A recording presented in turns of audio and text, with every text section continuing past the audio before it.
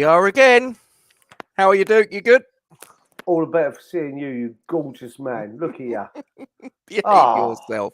So I'm a happily married man. Well, I'm feels- married. feels like it's been forever, Mr. Rob. It feels like It's only been, 2 days. Yeah, it feels like it's been about 46 hours. I'm not going to lie to you. There you go.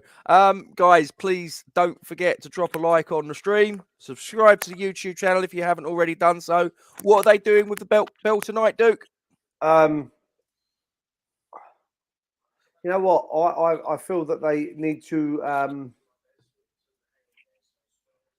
have a remit of control when they tap the bell, a bit like we controlled ourselves yesterday in the game.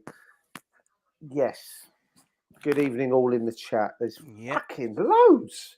Oh, and before we get onto the match, please don't forget. I mentioned it in the pre-match as well. We decided we're going to help Jake Cox out with this appeal on behalf of Jeremy Wheeler's 13-mile walk for the Alzheimer's Society. You've got a Just Giving link there. Please go onto the website. As we always did with Isla, you know, we like to sort of encourage you to give as generously as possible. No donation is too small, of course, but give what you can.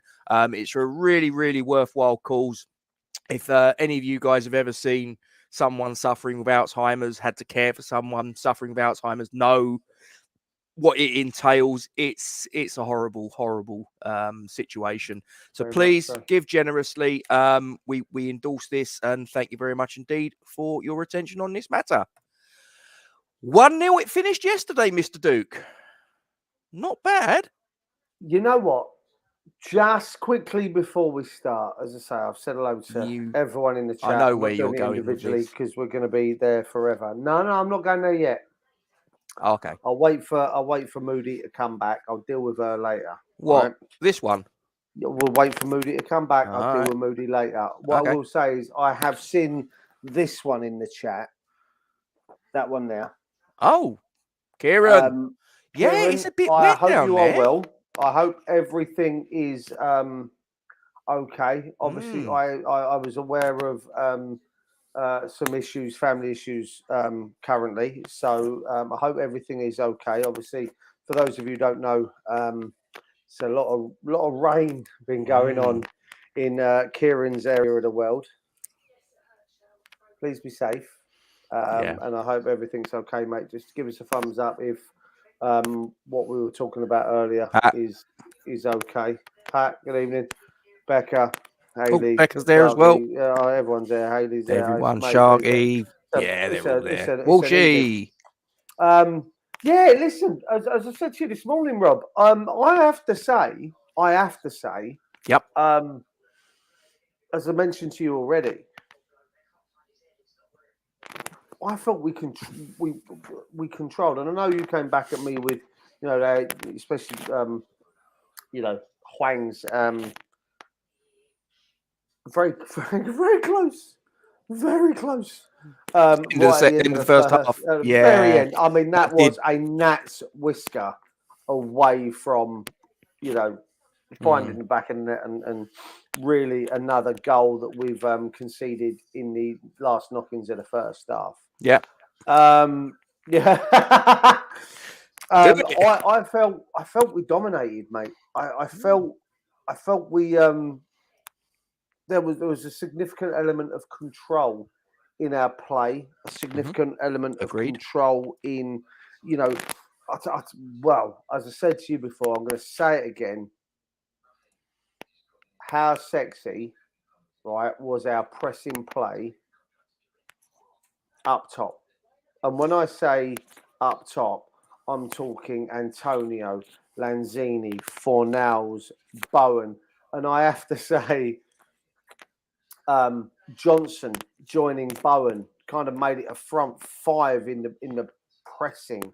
And the best part of it was Wolves felt they had to get rid of it quick. And because they had to get rid of it quick, we were getting the ball back relatively sharpish. Yeah, they were making sloppy mistakes, weren't they, that we were the beneficiaries of, for sure.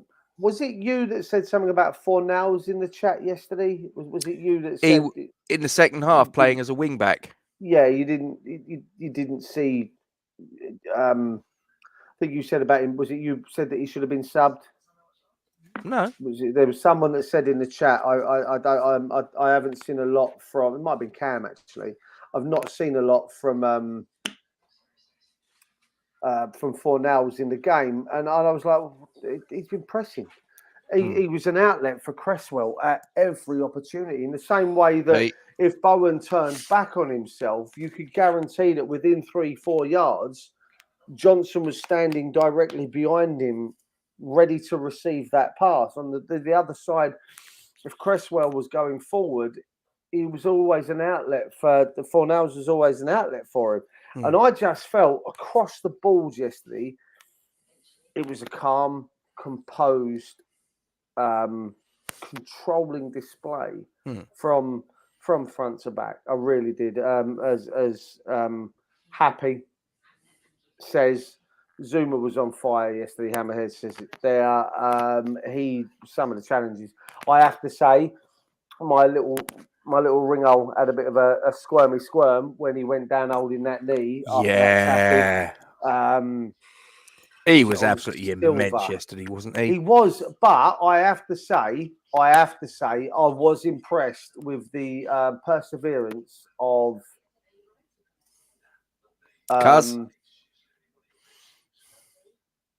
Fabio Silva. Can't think of the young lad's name. Yeah. A little bit lightweight for me. I don't know. I think we'd have had more problems with him and Neth. When you come up against someone like Zuma, mate, even I'd probably be a bit lightweight, to be fair. Only just a little bit sharp. Geezer last night was lightweight. Yeah, we discussed that. No, I liked his perseverance. He didn't get downbeat when he wasn't getting the run of it. I mean, I did feel that we had to drop a little bit deeper because when he targeted Dawson, I nearly said Peach had to drop back.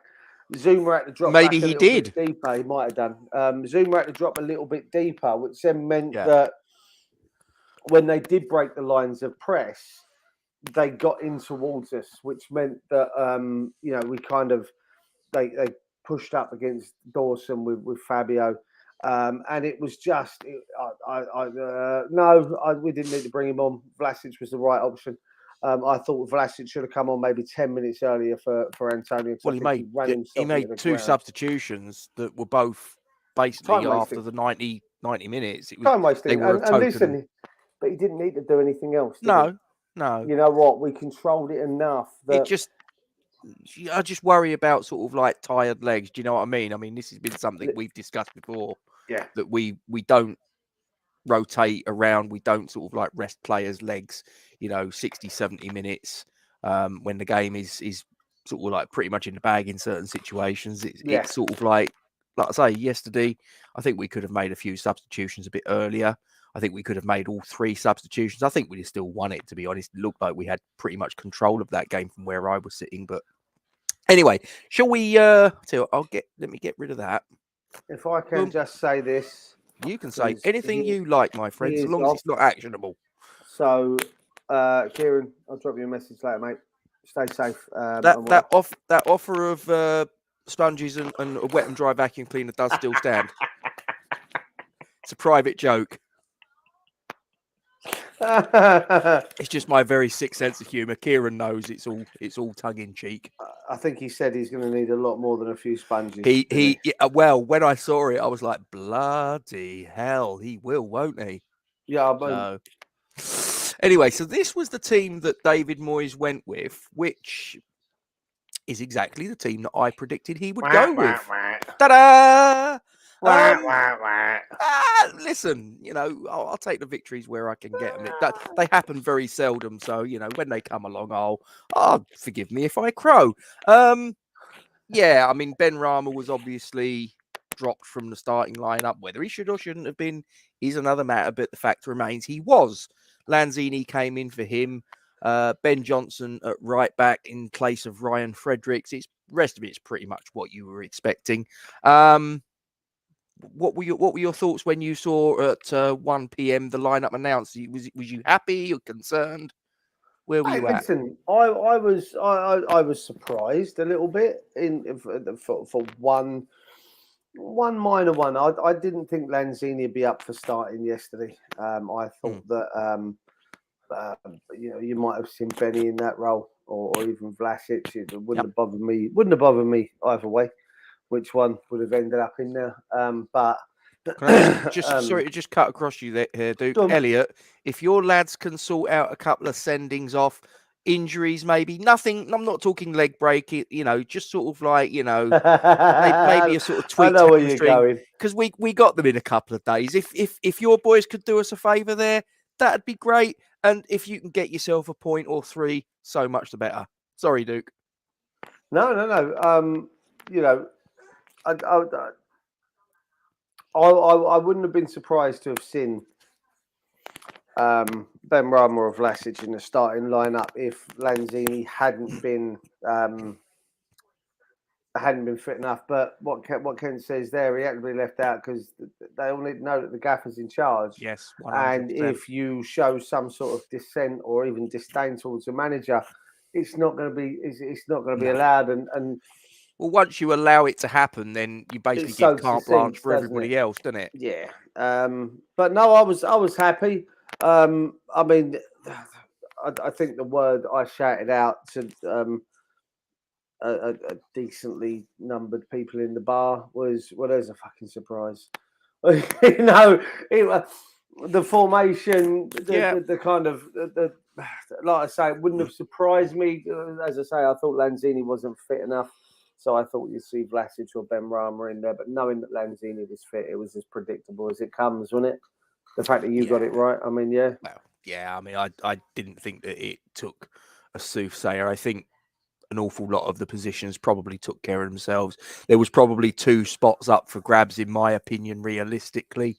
But the 2 spots I'm talking about are on the left of the offensive midfield 3 and centrally. I think you could have made a case for playing Ben Rama. I think you could have made a case for Fornals, Lanzini, Vlasic. Do you know what I mean? So there was a number of contenders that could have been moved around, rotated, but that was what David Moyes went with. Obviously, in the second half, as we touched on a little bit earlier, there was a little bit of a tweak in the formation, which resulted in Pablo Fornals being dropped in as essentially a left wing back, and it worked.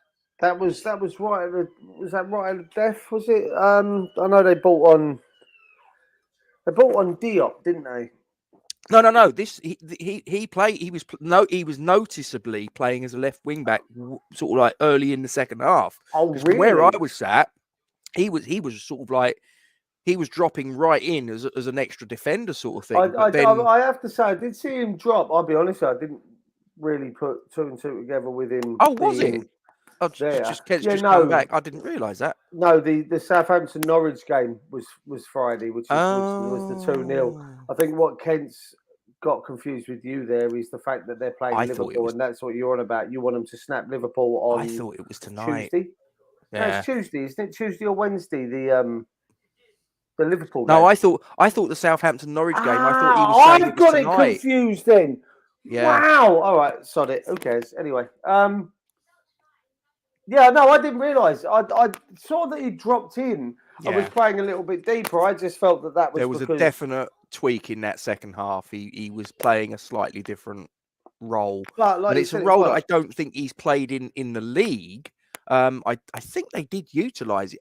Correct me if I'm wrong, and Kent will probably bear me out. I've got a funny feeling that Pablo Fornals might have played left wing back in the pre-season friendly against Brentford. Maybe. Was that, as Kent says there, was that the one when he took a knee? He did. I mean, whether that was the reason for it or whether that was part of the plan by David Moyes, don't know. But he definitely dropped in, and his starting position was noticeably deeper. Welcome to Lewisham. Yeah, I have to say he took a bit of a knee to the groinal area, and someone was saying that I think it was a commentator turned around and said it was the same sort of thing, or even someone in the chat on Twitter. I don't even know what day of the week it is, let alone where I saw this. There was the same sort of injury that Sufal suffered with against United, but that was a deliberate knee to the groinal area. The old happy sacks. Yeah. The twins. Speaking of which, if I may, Rob. You brought this one up. Okay. I'm not sure if she's still in the chat or whether she's I know where this is going. Hanging out of her arsehole because she was slightly obviously inebriated over the weekend. Which I don't blame people because we won. Why not celebrate? Yeah. I'm not allowed to call her Kerry, Rob. No, I don't think I am either. But someone tagged her in a Facebook post in a picture of the grounds yesterday, and they said it was such a nice time to be able to meet Kerry. She hasn't called him out on it, mate. No rude words. No rude words. I call her Kerry. I get called all the look. Hang on, look. Behave your ruddy self, woman. I can't. Are these people friends then that you've allowed? Are we not friends? What is this shit? I just double standards, and I'm not happy about it. We can move on, Rob. Okay, fair enough. Okay, you've got that off your chest. You're happy now, are you? No, I'm not happy. She's happy. Well, yeah, all right. You're I don't know. All right. Whatever. Right, that was the Wolverhampton Wanderers lineup. Milesy, hope you're well, mate. Gorgeous man. Steady. You're not. So yeah, it's me that's not happily, but anyway, let's carry on. I'm going to get in trouble. I am. I really will. Right, I'm going to press that button there. I'm going to press that button there. That was the team that Bruno Lage kicked out onto the pitch at London Stadium yesterday. I got most of it right. There was a couple that I didn't. I didn't see Henry the Hoover playing as a right wing back. I really didn't. He was a Liverpool lad, wasn't he? Who? Hoover. Henry the Hoover. Yeah. Wow. He's a Liverpool lad. If I'm right in thinking, he was the guy that they signed from Liverpool when Diogo went the other way. I think he was either part of the deal or he was a separate deal altogether. But he was, it's Kia Jan Hoover, I think his name is. I think he came from Liverpool. Very, very highly rated youngster at Liverpool. And I don't think he had a bad game, to be honest with you. I was quite impressed with a couple of the players yesterday. I mean, Fabio Silva. I know you're a fan of Hwang. Hwang, I don't think he did a great deal. Other than the shot, which I think he should have done better with personally. But I'll give Kilman props. I don't think he had a bad game when you consider everything that's obviously going on behind the scenes for him. And that being said, absolutely fantastic touch by our club with the tribute on the big screen and Deck, standing there with Yama's shirt. I thought it was a lovely touch. Again, I feel it was a I feel it was a little bit very Trump-esque. Oh, careful. Very Trump-esque with regards to the thoughts and prayers. Really not going to be helping these people, holding up his shirt and giving them a dedication. And I absolutely love a lot that I've seen of the West Ham badge, Ukraine where London is and the colours being turned to yellow and blue. I'm a big fan of those. But again, I think they need more than just, I think they need a bit more than, us changing our profile pictures. I think they're going to need a hell of a lot more, to be honest with you. And it's nice to see the government maybe doing something, but I don't want to turn this political. I know my feelings on it, and I'm probably the same as everyone else's, but let's come away from that. But it was a great touch anyway. Hence, have you noticed how I'm wearing blue and yellow? I am, yes. Very, very nice touch on your behalf. Yeah, I mean, the formation was what I expected, not necessarily all of the personnel I got right in the pre-match, but I was expecting, and as I said earlier, I think that we would have probably had a bit more of a task on our hands had Jimenez been playing as the 9 rather than Silva. But what were your thoughts when you saw that lineup? I mean, I felt we dodged a bullet with Jimenez. I felt we dodged a bullet with Moutinho not being in there. These are the guys that can cause damage. Podence, I think he came off the bench, didn't he? So, I think we dodged a bullet with these guys not being on the pitch at the time. So, in hindsight, I'm looking at that going, yeah, we got away with those players not playing, but I also think that when it was named that Lage had something else up his sleeve, which had me even more concerned, if I'm honest with you. So, yeah, it was one of them, really. Yeah, I mean, that was the just quickly to get that up on screen. That was the substitutes bench. I mean, from our point of view, it's same old, same old. You looked at the names Occo, Flex, Alesse, and Perkins and went, well, they're not going to be involved. Let's be completely honest about it. They're just there to make up numbers, unfortunately. Exactly. Yeah, and you it's probably hard. looked at Crow and Noble and thought a similar thing. Well, if anything, I looked at Crow, Occo, Flex, Alisse, Noble, and Areola, thinking, well, 90% sure that they're not coming off the bench today, unless there's a severe injury to someone somewhere. They're not coming on. So, it was only ever going to be probably 3 out of the 8 that were going to. Or is it 8? It is 8, isn't it? Yeah, 3 out of the 8 that were going to, or 9 that were going to make it off the bench. And lo and behold, 2 of them came on. Although for 90 seconds each, I think.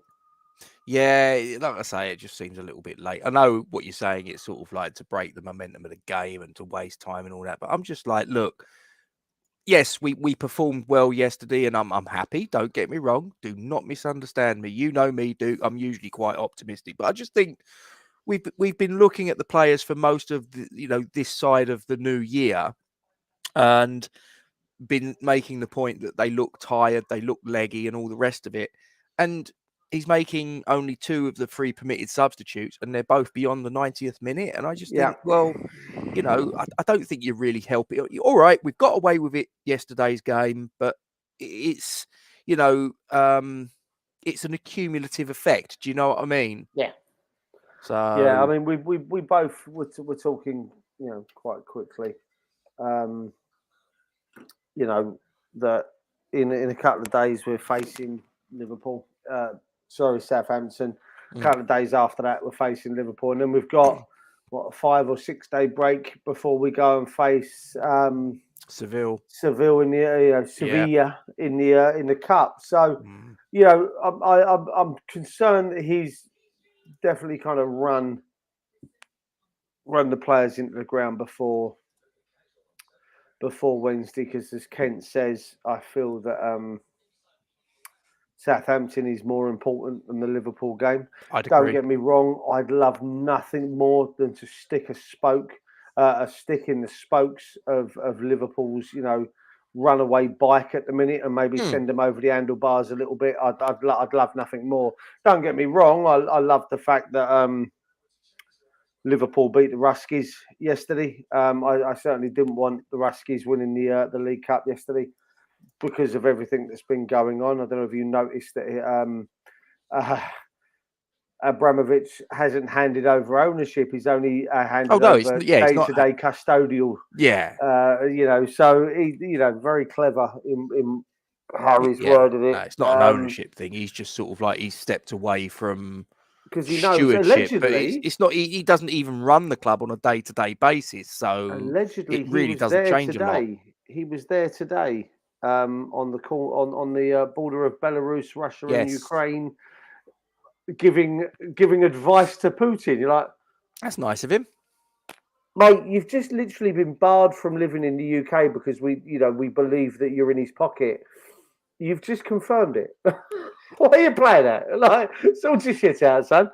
But no, I mean, yeah, as Ken says, Southampton's bigger for me, and then that kind of labours on your point of he's pretty much run the players into the ground unnecessarily, knowing that even if he goes, okay, boys, back into training on Monday morning, I'm going to give you Tuesday day off. We're going to travel up Tuesday. Or no, it's away, isn't it? Yeah, it's an So we're evening going to travel game, down isn't to the it? south coast, Tuesday night. We'll stay overnight in the hotel, and then we might do a little light training session on Wednesday morning, or we'll do a light training session, have the full day off, and we'll go down Wednesday.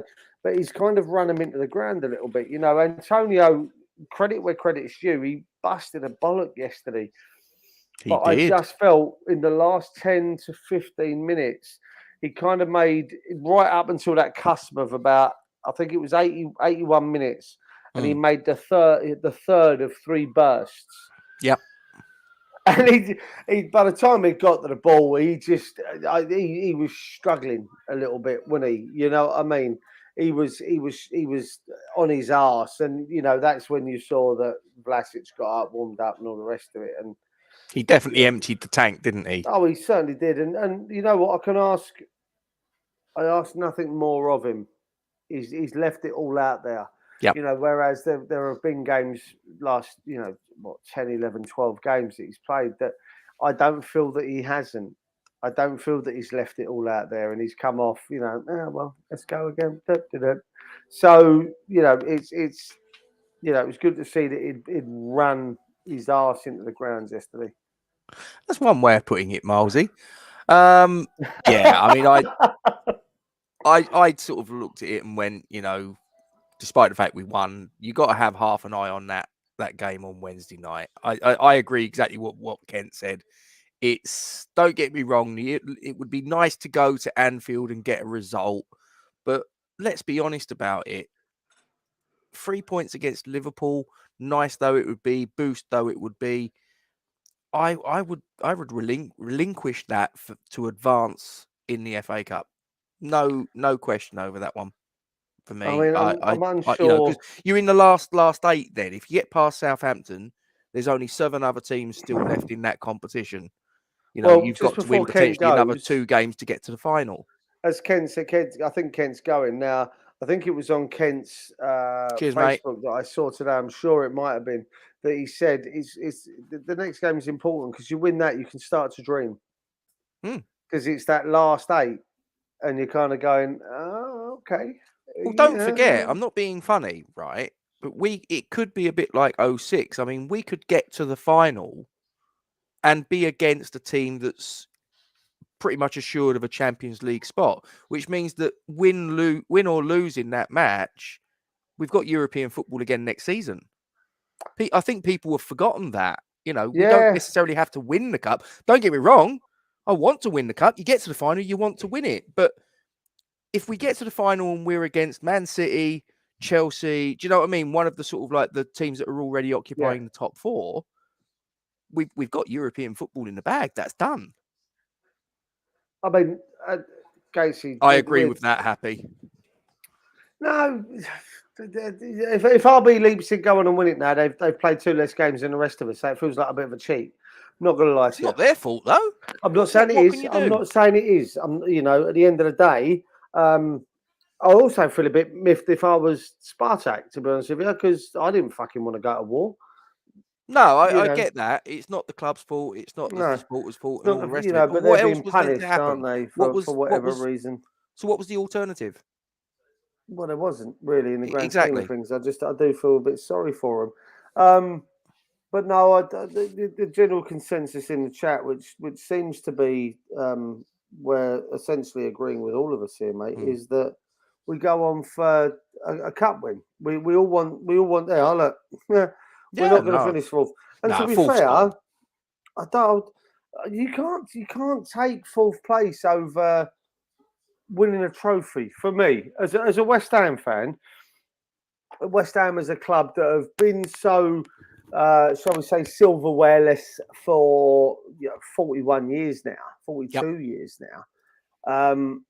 I want a trophy. Screw 4th place. Screw 4th place, please. If I had a choice of either FA Cup or 4th place, I'm taking FA Cup. I want the trophy. I want to be able to sit back and say, I saw West Ham win something other than the fucking Betway Cup, or, behave yourself now. So, yeah, I want, yeah, I want that. Yeah, I would sort of happily finish 9th, 10th, if we got to a cup final and won it. Not a problem, because it's very nice. Even if we got 4th place, you can't put 4th place in a trophy cabinet. No, you can't put 4th place in the Premier League on your honour roll. Whereas winning the FA Cup, you get a trophy that you can put in your trophy cabinet for the rest of eternity or whatever, and that is on your honour roll. That is in the record books. I know, in terms of monetary reward, 4th place or FA Cup win, well, 4th place clearly, but I'm a supporter. I'm not a businessman. I'm not a bean counter. That's the thing. So, I mean, yeah, sorry, I've just took his. So no, Tom I says, can he's right in what he says. yeah, absolutely. But I don't think Declan's going in the summer anyway, unless something goes very, very amiss. But that's just my personal opinion. Well, there are rumours out there that there's always rumours. Both Bowen and Declan have made it clear that they would like moves in the summer. Believe of that. Am I allowed to say what the thought is that's just gone through my head? Please do. They might want a move. I want a 15-inch penis. Guess what? In life, you get disappointment. So if we had to choose one, your missus won't be happy because Declan Rice won't be leaving. She isn't happy anyway. Don't worry about it. But she's used to it. She's used to it. But no. I've completely lost my train of thought now. See what I've done to myself. Horrible. But yeah, exactly happy. Yeah, listen, sometimes I just have a thought pop into my head and I think, should I say it? Oh yeah, let's go on. Let's just get it out there. But yeah, I was pleased to see the resurgence of certain players yesterday. You've mentioned Antonio and the goal scorer, Thomas Souček. I thought he was back to looking like the Thomas Souček of previously, in that he was the one that seemed to be making the marauding runs forward and obviously getting on the end of that ball from Michail Antonio to put it past Jose Sarr for the only goal of the match, which got us the 3 points. Yeah, I mean, listen, we've all banged on, and all of us have banged on. Every channel has crashed on about it. Declan Rice is going forward now, and Thomas Souček isn't as much, and we're suffering. Rudder. Ooh. Well, they both did it in that game yesterday. They both did it. They, you saw Declan Rice go forward, and he flashed one. I think he had a sighter, didn't he? And then the second one rattled that post like a nobody's business. And that was a hit. Yeah, that was a hit. And then, half hour, 45 minutes later, you have Souček doing what Souček doing. So, you had the best of both worlds, essentially, yesterday. You had Dec going forward, and he lamped that one back off the post. And when the time was right, you saw Dec hold and you saw Souček make the break, and Souček got the goal. And it was a fantastic touch for his, for his birthday. Nice little birthday goal for Big Tom as well. Was there another player that had a birthday yesterday at the club? Am I right in thinking? Was it old Booby? Booby goalkeeper. He had a birthday. Makes a tit of himself. Does. Yeah. Dinner plate in goal there. He had a birthday. Dinner plate in goal. But apparently they're big ones. Oh look! She has to say about Lanzini just every time. Have you noticed all I've got is a "for God's sake" facepalm message? You did. She hasn't tried to justify herself or apologise. There's been nothing. She's just not even acknowledged it. Just for God's sake, move on. I want something from this, Kerry. Happy. You're not allowed to call her Kerry. You got to call her Happy. We'll see what happens. Or Madam Hammerette or something like that. I don't know. Triple H as a certain fan calls her. I just call her Double H. because Happy Hammerette, 2 H's. Yeah. No, I knew where you go, mate. It's fine. You didn't need to explain that one. I was on the same wavelength as you. It's fine. You just looked puzzled for a minute. I don't know. I did That's my normal see look, it. to be fair. Did you see that? Right. You didn't. If no. She's talking about the baby. Yes. Okay. Yeah. I didn't see Fornals' mini come out during the interview. I saw his kid come out. If Fornals' mini Fornals had made it onto the TV, then we need to be having questions with Sky that they're showing that kind of stuff out of the changing rooms while he's in his while he's starters. But no, I saw the baby, but I didn't see the mini Fornals. $1 million. Basically, yes. I reckon that's Lanzini. I reckon he's allegedly. Do you think? No, I've seen the pictures that Happy keeps sharing, and it doesn't look like he's a small chap. He looks like he'd be able to fit on a Jamaican beach somewhere. Steady. Hey, listen. Steady. Wasn't rude. No, that's fair. That's fair. But we're saying about Antonio. We're saying about Fornals. We're saying about Souček, who obviously got the goal. But for me, Zuma, my goodness. And this could be a controversial thing for me to say. But the fact is not lost upon me that since all of this stuff that's gone on with him, with the cat, which we've said on multiple occasions was absolutely a sickening act, absolutely horrible thing for him to have done. But I don't know, in a sort of like in a funny way, has that possibly, I don't know, maybe sort of like given him some sort of inspiration, some sort of, do you know what I mean? Because he just seems to be, he just seems to have found another gear.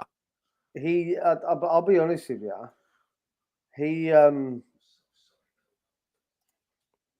think he's got a point to prove, Rob. Yes. And he's got to do it. Not that, let's be honest, any of us as fans, and let me take that back. There are some that are on his back and still on his back, regardless of how well he plays, right? But you want to know something? He's come out and he's proven a point. He's proven he's still a bloody good player. Yeah. But on the flip side, he's just doing his job. We all know how good the guy is. Let's not mess around. We realised just how much we did miss him when he came back. So, yeah, I think that he, I just think he's coming out. He's doing the job that's expected of him. He's not. I wouldn't say he's sparkling and doing anything I wouldn't expect him to do. He's doing everything I expect him to do. He's that kind of he's that kind of player, and I'd expect him to put in the performances he's doing. Yeah, absolutely. Should we get on to player ratings, my friend? Yeah, can we? Okay, so should we start with the guy between the sticks, Lucas Fabianski? I didn't think he had much to do myself. I'm actually going to give him a 7. I thought his catching of crosses was impressive, but proper saves to make, no, not really. No, but I give him a 7 because he did command. He did come out. He did come off his line. And you guys in the live chat, if you want to give your marks as well, please do. Sorry, significantly more. He came off his line, which seemed to be a concern with a lot of fans on social media before the game kicked off, because he doesn't like coming off of his line for anything. But yesterday he did. I thought he was commanding. I thought he came off the line really well to claim crosses, especially the one in the last. Was it the last 5 minutes? Yeah. I'm not sure who it was that he completely wiped out. I think with a knee to the back of the head. West Ham player, but he climbed fucking unbelievably. He won the ball, laid down for about half hour, just like, yeah, well, we got this. Don't worry about it. Yeah, just Wait here, just clean me boots. Oh, Walshy! Walshy! Oh, that's a bit harsh. Oh, Hard. That's really harsh. Harsh. But listen, it's his opinion. Don't have to agree with it, but and I don't. I think he was, like I say, I don't think he really had too much in the way of saves to make. Distribution is still a little bit erratic, but that's Fabianski. You're not going to change him now at this late stage in his career. But I do think he, like you say, his command of the box, coming for crosses. Hang on. Let me just get my Get your banhammer. There we go. Goodbye. Yeah, I mean, Walshy says it there about the next time. I want to click the link and see where it takes me. What, you think you might have won the Nigerian lottery or something like that? Something like that. No. I might have to give me bank details, but we'll see. Do you know what? That's a very good idea. Maybe sort of like, the pigeon is in the bank vault and we need to get in there and steam clean the monies. Have you ever seen that on Phone Jacker? No. Oh, that's George Agdugwango. Oh. Yeah. Hammerhead says it's a virus, so someone's clicked it. Yeah, no, we just got rid of it, Hammerhead. So as soon as we see crap like that, we try and get rid of it. Bring down the ban hammer. Just nonsense. Anyway, so so you've given Fabianski a 7, which generally seems to be there or there about the mark. Like I say, Walshy's given him a 5. Peter Jones has given him a 7.5, but pretty much everybody else has given him a 7 along with yourself. I'm going to let the half marks go. You listen. You give them what you want. If you want to give them sort of like 7.2639, whatever, crack on.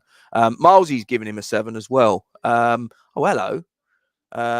50 million. Oh, Walshy. Well, I'll tell you what, I think you need to get on that. Hang on. Is that 50 million what, though, exactly? 50 million... Toenail clippings. Italian lira? Because that was probably worth back in the day about a tenner. 50 million rubles. Yeah, that's not going to be worth much at the minute. What did it crash about 40% or something, wasn't it? 40% I woke up to this morning. Oh, I don't think that will bother the man at the top, but his subjects might feel the pinch in a little while. But there you go. But anyway, not political. Anyway, Ben Johnson. Oh, I've got to say, you sound excited. Well, I've been wanting to talk about this boy. Hey, great minds.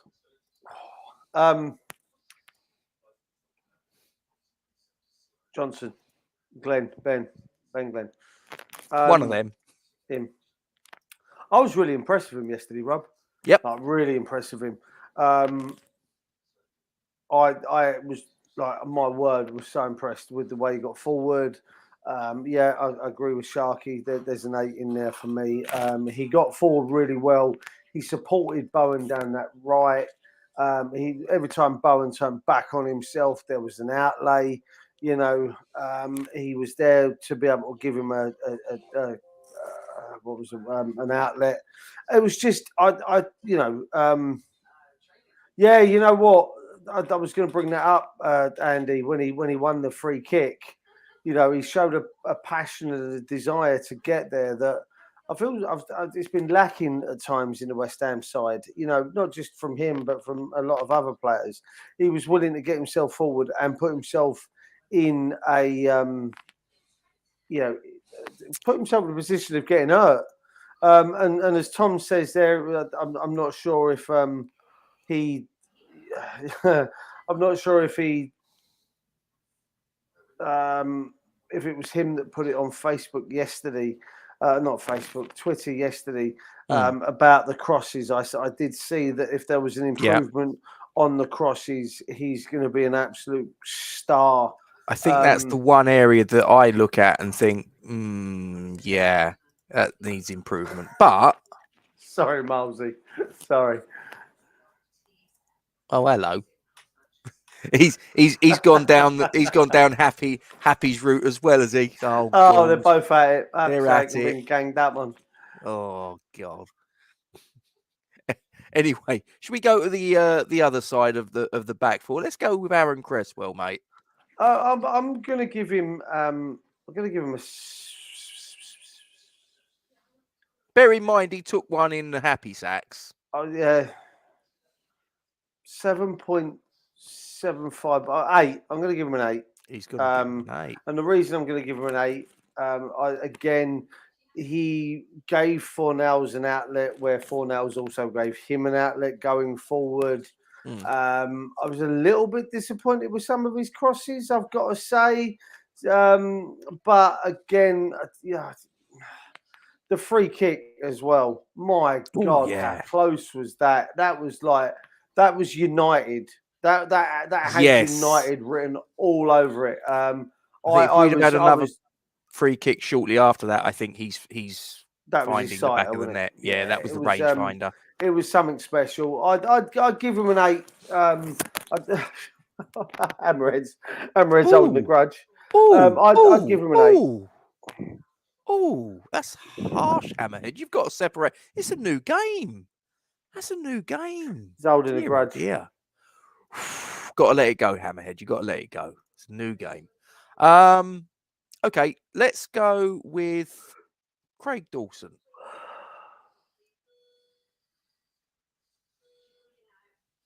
8. I think he's won most things in the air, didn't he? Yeah, he won everything in the air. The only thing that could possibly push him down to a 7 Pete. The only thing I think could push him down to a 7 was because of his lack of pace. Again, not necessarily his fault, but his lack of pace kind of meant Zuma had to drop back, which is why Zuma's going to get the result. The player rating that Zuma's going to get is because he had to pick up a little bit of work that was created because of Dawson's lack of pace against the likes of Hwang and Fabio Silva. So no, for me, the old BVD, Big Virgil van Dawson will get a 8. It's got an 8. So if he's got an 8, what are you going with for Mr. Zuma? Oh, the big cat booting mother fudger gets a everything. 9.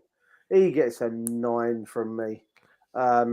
Their partnership would get a 10 out of the game. I just think that between the two of them, they've got each other worked out.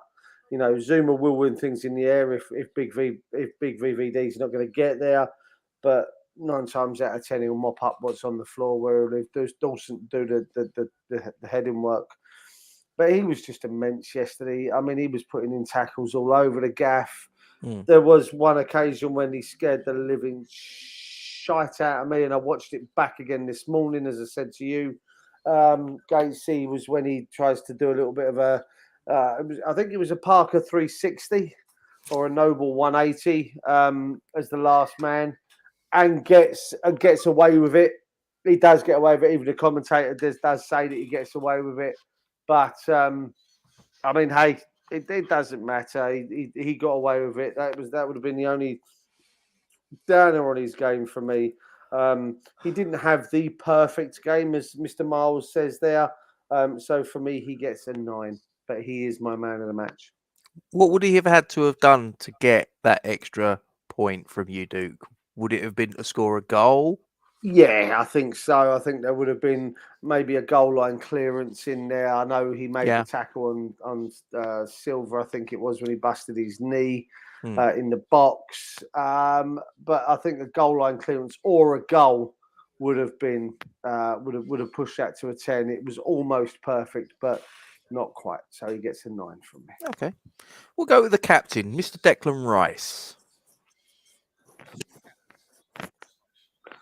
Again, another very composed, very rest assured, typical Declan Rice performance. You know, he was in control of the game for himself from the off. I don't think there was a point where he looked uncomfortable. I don't think there was a point where he looked flapped or anything like that. And again, Hammerhead's nailed my answer. Hammerhead's got it there as an 8.5. I just think that he wasn't as good as Zuma, but he was his normal unflappable self in the middle of the park. That for me, he gets an 8.5. Yeah, I mean, when you say he wasn't as good as Zuma, there's no shame in that. To be absolutely fair, is there? I mean, Zuma. No, definitely not. 9 times in. out of 10, Rob, it's what we're saying is there's no one better on the pitch than Declan Rice. Agreed. And that just shows you. And Declan Rice was his same. I mean, other than last week, as Happy's just alluded to there, other than last week, Declan Rice is normally the best player on the pitch, which is normally a 9. So for a player to beat Declan Rice in the game, and Declan Rice was his normal, affable self, where we at, They don't call it Uncle Ben's Rice anymore. Do you know that? They just call it Ben's, don't they? They just call it Ben's. Yeah, they've got rid of the uncle. Yeah, it turns out he was only his uncle because he borrowed his dad's lawnmower, so he wasn't an official member of the family. What do you do? He was the uncle because he was coming round while Dad was at work. Steady. The goal scorer, Thomas Souček. 8. Again, went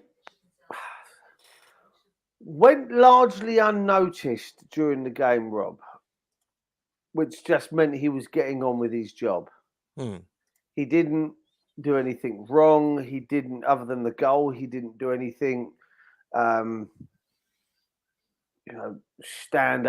amazing. He just got on with his job, which for me is what I want from him. Do you know what I mean? I just go out there and do you.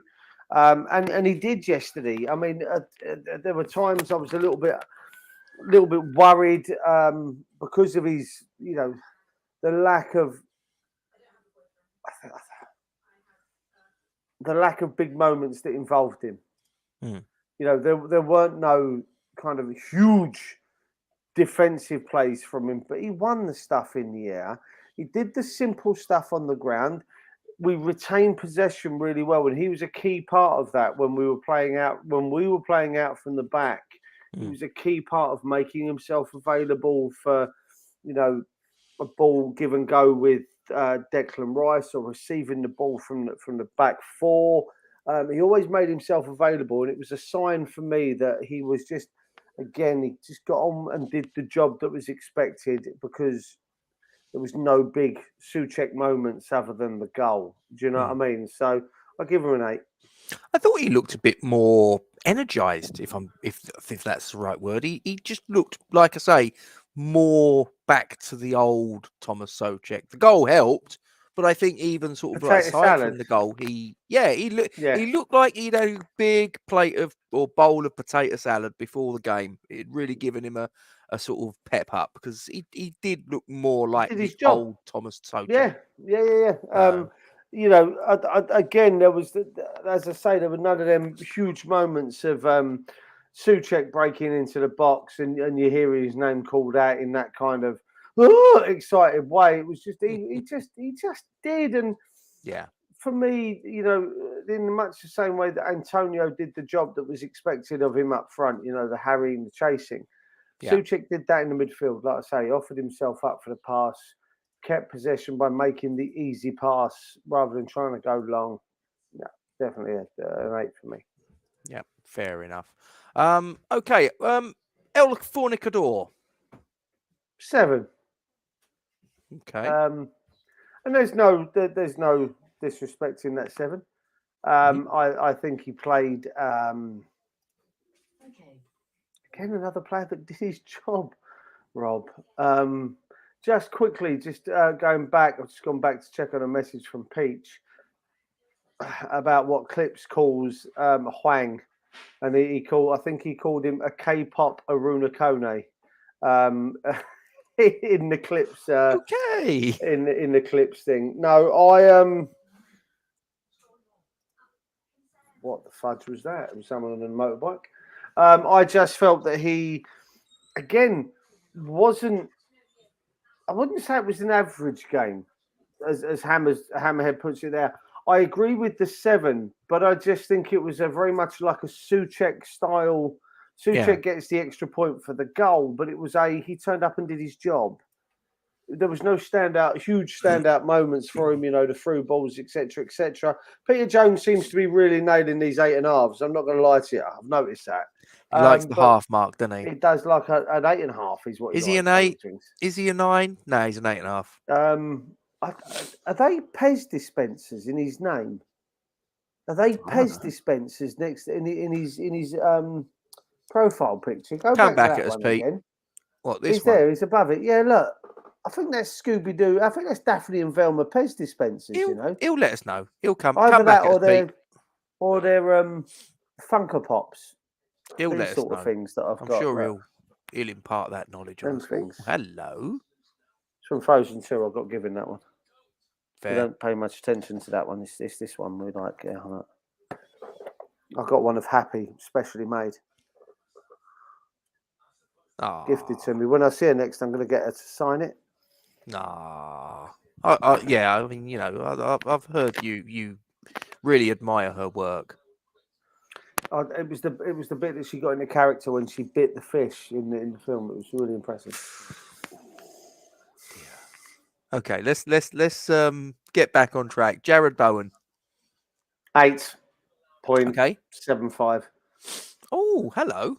Again, I think he was. Oh, they're your two daughters' toys. Yeah, they got do. The answer now. I think again he's pressing up front. His constant desire to want to be able to, really wants the constant desire to go forward, to drive us on, to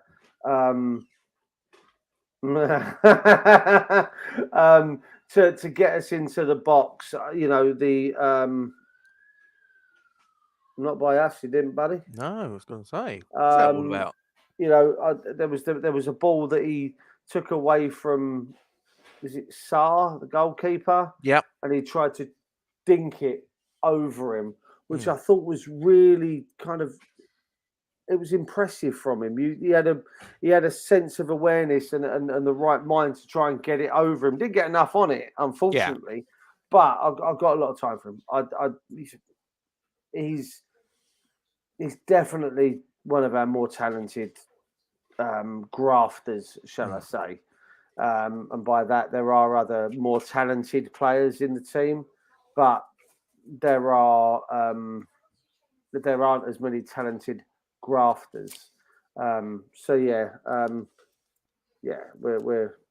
8.5 for me. He always has a desire to get forward and want to do all of that.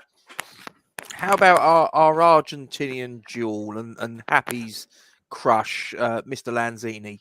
What were your thoughts on him? I'll give him a 1, Rob. No, let me rephrase that. I'd give him 1. Oh, okay. That's no. Fine. Again, he's in there with an 8. A lot of I felt a lot of. Would you let Happy go first at least, though? No, she can have my sloppy seconds. That's harsh. She probably still would, though. I have no doubt. I feel that everything we did going forward kind of came from him. He had a desire to he had a desire to want to be involved. He always offered up himself for the ball. He wanted the ball. He went looking every time. He went looking for that ball to come back to him. And I'd go 8.75 for the simple fact is, if he got a goal himself, I think he would have been the best player on the pitch. That's brutal, Sharky. I'm not quite sure where that comes from. Bloody hell. I watched it back again this morning, and he always offers himself up for the pass. Yep. Even though, again, I felt really confident with him receiving a pass with a player right up his back, being closed down for space, because I always knew that if the opposite pass was on, he would keep possession. He'd go back, ball to feet, first time pass back to its originator. If there was a space to be able to turn and lay one off, then he did. If not, he could turn and carry the ball. He wanted to be involved, and I absolutely love him for that. I've got plenty of time for it. Sharky said he was joking. He's giving him a 7. Listen, it's only because you're scared of Happy Hammerette. We know. We know. And with good reason, to be fair. But I think she's forgiven you. It would appear. I mean, look at her face. Yes. She's a scary mofo. Oh, she is. She is. I wouldn't say that to her face, though. Oh, I would. Would you? Yeah, oh yeah. You're brave. I can run faster now. I've got longer legs. Fair. I'll be able to get away. What about Michael Antonio? Give us your mark for him, boss. 8.5. Ooh. A lot of endeavour. Very little end product again. Unfortunately, I think he's suffering from a bit of confidence. There was a couple of times when I felt he could have shot and he tried to lay it off. Good job he did lay it off for the goal, though. Yeah. Cheers, Happy. I felt that he could have gone down for a pen. No one would have blamed him for going down for the pen, but he was never going to be taking the pen, so he felt to start with his feet and have a go at goal, you see. But for all his endeavour and his hard work, he only ends up with an assist out of the game. I feel a bit bad for him, but again, he did it all. He left it all out on the pitch before that substitution, and he did look absolutely knackered when he came off the pitch. And I asked nothing more than that from him. So yeah, for me, he gets an 8.5. Yeah, I don't think we can really mark either of the two substitutes, Issa Diop and Nikola Vlasic, because their involvement was Vlasic is a minimal. 10. Okay, just because it's going to frustrate a few people. See, you're a contrary bugger, aren't you? Oh, listen, I don't give a monkeys. I give him a 10 because he got off the bench. Okay. Well, you got to give Issa Diop you give him a 10 as well. A 10 because as Pete says, the tackle that he made. Yeah. When he whoever it was that he rattled, I think he span them about 360 degrees and they landed back on their face. I'd give him I'll give him a 10 for the tackle. I've seen it. Oh no. and Walsh is joining in as well. He's giving Diop the 12. The tackle from Diop was special, and it was crucial. As much as we can sit here and take the piss, I think it was a crucial tackle at a time when they looked like they were going forward. I'm not sure if we were caught short-handed at that point, but I feel that it could have developed into something if they'd gone. If they'd got him behind. I did see it because he really ramps it up. 10 for both substitutes. One because he made the tackle and the other one because he wasn't Ben Rama. You're a contrary bugger. You're going to get all of the Ben Rama fans frothing at the mouth when they the Ben Ramhas. Yeah, that's the one. That's the one. They're going to be, calling you deluded and all sorts. So foaming at the mouth, and a news report coming out how much I hate him. Controversy. The boss, David Moyes. Give me your mark. We won. It's not perfect. He gets a 9. There were, if we won 6, 7, 8-0, then different story, isn't it? But I agree with what Andy Miles says. Milesy. I give him I give him a 9. He celebrated it like he was a fan. Yeah, he did. No, and listen, at the end of the day, that's what I want to see. I know Moyes has his haters. I hope he has he has the people that beat him with a stick, and it's always the same people. The Tartan Diego Simeone's massive bastards have done it again. Couldn't care less. Oh, they're not going to be happy with you. They're going to be writing letters in and complaining and writing to their local MP. I'm at a point now where the lad has had plenty of time. To stake a claim for a consistent starting berth in the team. Same as not necessarily same as Fornals and same as Lanzini. The fact that he's finding himself behind those two players in the pecking order, the fact that he's finding himself essentially behind Vlasic, I've just got cramp. I hate it when that happens. Yeah, God, bloody hell.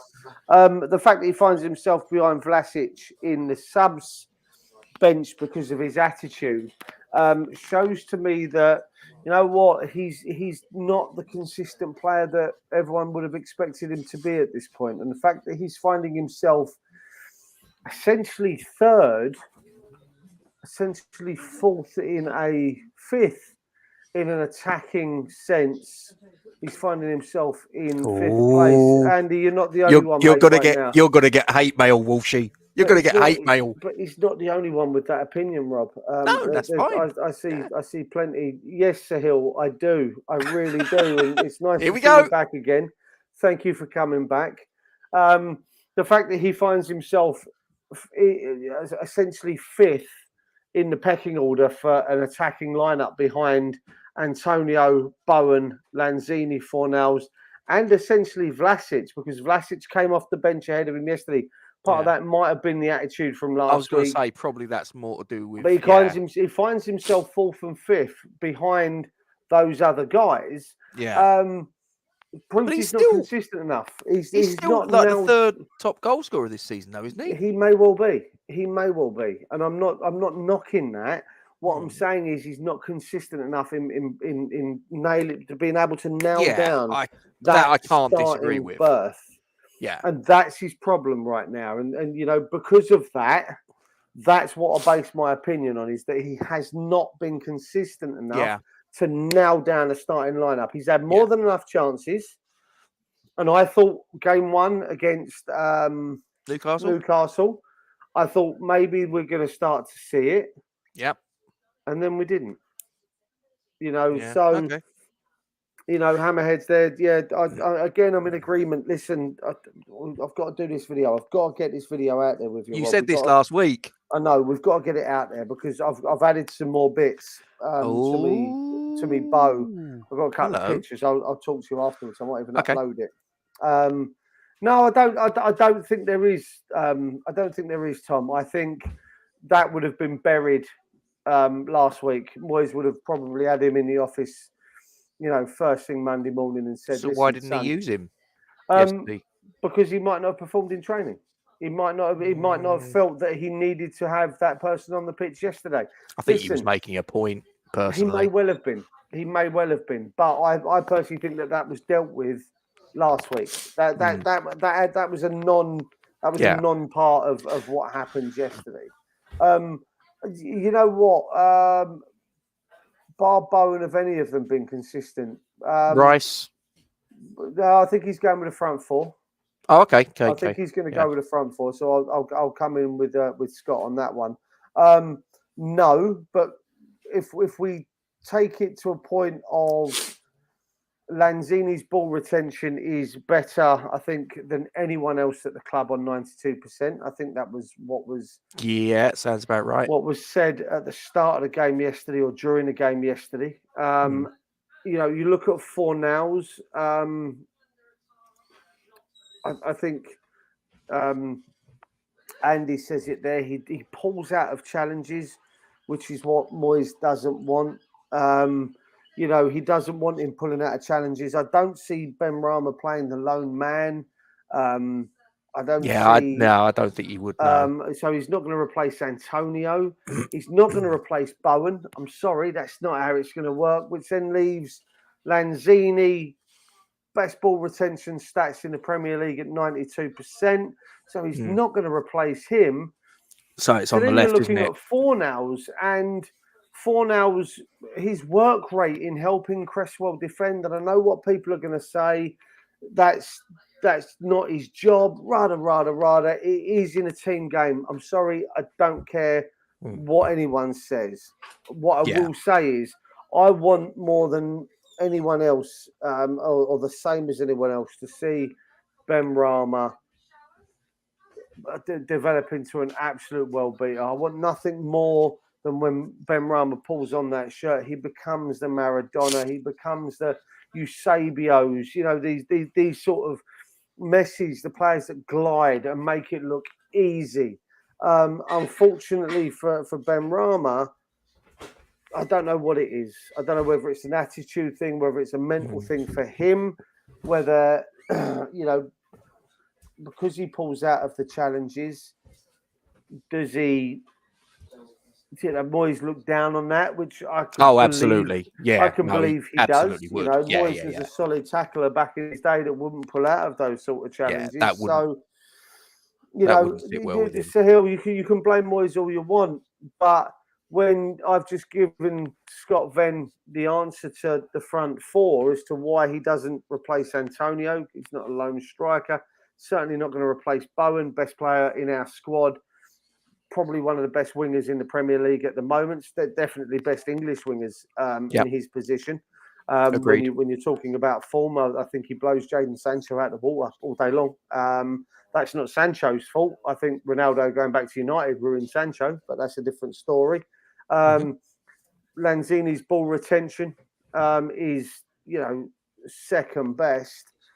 Maybe. But again, his ball retention stats are the reason he's still there. Doesn't lose the ball, does he? He doesn't, he keeps the ball, which is why he's still there. Keeps possession ticking over. And Fornell's his work rate and the fact that he doesn't pull out of challenges, rightly or wrongly, these are key things for Moyes. Ball retention, willing to cover a lot of ground, especially defensively. You saw Bowen get back a lot yesterday. You saw Antonio at one point on the edge of our box when all they were doing were just a general breakaway. It wasn't from a corner or anything else. He was back there helping. I know what people are going to say. Oh, that's not where I want to see my striker. Yeah, I get that. But it shows that he's willing to do the donkey work as well. I just don't see that from Benrahma, unfortunately. Now, whether or not people don't like me for that, that's fine. But there are my reasons that he is down the pecking order, at least for the starting lineup yesterday. I think the thing is, because us West Ham fans, I think we look at it from obviously the perspective that we look at it. But I think the thing that would be more telling is if I got fans from the other 19 Premier League clubs and said to them, whatever the reasons for the success or failure or perceived success or failure, do you believe that this season Saeed Benrahma has proven beyond doubt that he is a Premier League standard player? I don't think that you would get a resounding yes, definitely. Do you know what I mean? And that's the thing for me is that, take the West Ham fans out of the equation because you've got people that are fans of Benrahma, people that are quite anti-Benrahma, and you've got people that are quite apathetic, sort of, whatever. Put the West Ham fans to one side and take fans from the other 19 clubs. Has Saeed Benrahma proved to you that he's a Premier League standard player? I think that it wouldn't be a resounding yes. I think that there would be more not too sures or no, not for me. Do you know what I mean? And that's the thing. Yeah, I mean, Hammerhead's just put in there, you pull out of challenges, you're not giving 100%. It's quite simple. Yeah, I give you that. As Andy says, and I'm in complete agreement with Andy, I'm yet to be proved wrong. For everyone, he's a fantastically gifted footballer, very gifted footballer. But I want him to be. I want him to be the Payet that we had that last season at Upton Park. I want nothing more than for him to be what he was touted to be. Yeah. Like as Andy says, I want him to be a success. I want any player that plays for West Ham to be a success. No ifs, no buts. For all the, and I refuse to call them Benrahma lovers because that kind of that sounds a little bit derogatory. But for in his defence, he's had to change his game. But how long do you give him? That was just what I was about to ask. At what point do you say he's had enough time to adapt? I mean, he's been with us for 18 months now, there or thereabouts. Yeah. So at what point do you say it really should have happened by now? And I don't think anyone can say categorically that it has. That's the thing for me. You know, do we give him to the end of this season? Do we give him partway through next season, the season after? At which point do you say it hasn't happened by now? It's not, with all due respect, for what and whatever the reasons are, whether the reason is Saeed Benrahma, whether the reason is David Moyes, whether the reason is an other factor that we're not aware of. The fact of the matter is, it hasn't paid off. It isn't sort of like on a consistent enough basis. Do you know what I mean? I'm not quite sure why Sahil feels the need to shout every question. Every manager has their favourites, Sahil. Every but I'm manager not quite has sure their why he favourites. wants to shout it at me. Yeah. Of course, Turn your gaps off, mate. And you say it won't happen with Moyes. You know what? It will if Benrahma is willing to adapt his game. Of course, he'll be a success. Of course, he'll be a world beater if he's willing to also do the donkey work with it. You can say a run in the side, Scott, but right now I'm not seeing anything that he should have that run in the side from him yet. Apart from the first game of the season, you know, Bowen was the most sub player in the Premier League, I believe, in his first season with West Ham, and it was always on the hour. Yeah. You know, on the hour, and he was always taken off, and I feel that he's benefited from that. Now, Benrahma, for me, in his, you know, he had 30 games last season, if I remember rightly. He scored 1 and he had 8 assists. They're certainly not returning stats from 30 games that I want to see from an attacking player. Same as Antonio this year. You know, Bowen warrants being in the squad this year with his input of goals and assists. He's you know, can I just tally there? I'm just looking here on Transfer Market because I'm just interested to sort of drill down into the figures. If I look here at just Premier League, this is for Saeed Benrahma. He played no less time than 63 minutes in the first 1, 2, 3, 4, 5, 6, 7, 8, 9, 10, 11, 12. The first 12 Premier League matches, the least amount of time he played was 63 minutes. He completed 90 minutes on 1, 2, 3 occasions. He had 88 minutes three times, 87 minutes once, 86 minutes once, 85 minutes once in the first 12 games. From that point on, he had 59, 76, 5, 70, 14, 81, 85, 71. Those last three, he got 2 goals and an assist. But then after that, he had the AFCON, 3 matches out for the AFCON.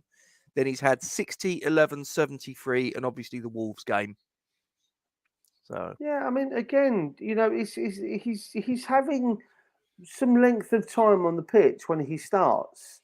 You know, I mean, Sahil says there, and Scott's comment there, hammerhead, maybe Benny can't adapt. Then if he can't adapt, he's got to go because he's not suiting the style of play. You know, Sahil says there the way Moyes plays and his tactics won't suit Benny. Then he's got to adapt or he's got to go. And that's not me being, you know, so who bought horrible. Him? That's the fundamental question, I guess. Was he a Moyes signing or was he a Sullivan signing? I'd like to think it was a Moyes signing. I'd like to think Moyes would be the one to turn around and go. But as Tom says there, the first 12 matches, coincidentally, his best spell too. But other than the first game against Newcastle, I don't see how much else he's done. Rob, well, in those first 12 games, he had 3 goals, 3 assists. So he had 6 of his first 12. What's he done since? After that, bearing in mind he's had some decent game time in that as well. He had 2 goals and 1 assist, but they were in a clutch of game 19, 20, and 21. The home defeat against Southampton, the away win against Watford were the 2 goals, and the assist was the away game against Crystal Palace. So, what's his stats? Full stop. Appearances, goals, assists, Rob. Right now, he's been in the squad. Well, to give you the chapter and verse, he's been in the squad 24 times. He's been in the starting 11 20 times, and he's come off of the bench 3 times and been an unused substitute once. He had 3 games that he missed due to international duty, and he has got 5 goals and 4 assists. So 9 goal involvements over 20 starts, which when you look at it, because I always think really you should not how many times you've sort of like come on, because you might have only played. I mean, the game against Chelsea, for example, he played 5 minutes. You can't really count that in my view. So if you include 20 starts, season, 9 goal involvements. So if you include last season, he had 7 goal involvements. So there's 16 goal involvements in 50 matches, roughly. If we're going to look at it like that, because he had 30 games last season and got 7 goal involvements. Then he's got 9 now. So you're talking 16 in 50 for an attacking player that cost us 25 million quid. I still think last season, I don't think you can judge him so much on last season, because as I say, last season, same as with Vlasic this season. Right, but people are willing to judge Vlasic this season, so I'll go all in and do the same thing on Benrahma last season. If people want to roll that ball and roll that dice, I'll do the same thing. Well, I'm not. No, that's fine. But there are other people. There's a couple of them in the chat, Scott and Sahil, and I'm not judging them on that, and that's fine. Well, this is what this is about. But 50 games and 16 goal returns on a £25 million player that people are stating is second coming of whoever, for me isn't good enough. And certainly last season, 8 goal involvements, 7 goal involvements, a goal and 6 assists in 30 games. Do you want the full? Good enough. Do you want the full breakdown in his West Ham career? Yeah. Just give me goal involvements over how many appearances? 65 games, 9 goals, 11 assists, 3,658 minutes of game time. And that includes Europa League and everything else. That's everything. That's the whole 9 yards. I don't think that's good enough for a £25 million player. Premier League, FA Cup, League Cup, Europa League. The whole lot. Yeah, I just don't think that's, for me, I don't think that's good enough. There needs to be more. And I'm not a Benrahma hater. I don't like it's a goal involvement roughly every 3 and a bit games, isn't it? Yeah. When you break it down. It's Tom, I love you. It's, for me, it's hard because again, it's this Haller Anderson complex of, it's for me, it doesn't quite work out. It's not good enough for me. He looked good last season, did he though? Like, I think he was quite inconsistent, to be fair, Scott. He looked good in places. I mean, he's I think we're going to be, we need. Well, you've got some facts. Banging your head against the brick. You're gonna be banging your head against the brick wall. Unfortunately, there are people that are anti Benrahma. There are people that are pro Benrahma. There are people that, like I say, treat Benrahma like the second coming. You've got people like me that want nothing more than for him to be a success, but I'm just not seeing enough from him right now. And if it's because he doesn't suit Moyes' way and style and tactics and he can't adapt, then the best thing for him to be able to go fulfill that ability that he has to go to somewhere like Southampton, Fulham, Derby, there's a million and one places that he could go that he'd be certainly good enough for. Norwich, places like this. I'd love to see him go and fulfill that, where he's not needed to defend. A club maybe in Italy where the attacking players attack and the defenders defend. I think that's why Anderson struggled when he first came over to us, because he wasn't used to having to track back and defend. I think the proof in the pudding was against Liverpool in the first season. Listen, don't knock it, mate. Derby, I'll tell you what, Rooney's done absolute wonders down there. I'll tell you what, if they hadn't lost their points at the start of the season, they'd be up there or thereabouts, vying for promotion this season, be it automatic or not. I think he'd do well. Listen, I'm thinking Championship sides, lower league, Premier League. He's never going to cut it if he can't defend in a top European contesting team every season. He's not. And unless he can adapt, then he certainly won't. And I'd love to see him go off and fulfil his ability, because every player deserves that. But I'd rather see him adapt. Do you know what it reminds me of?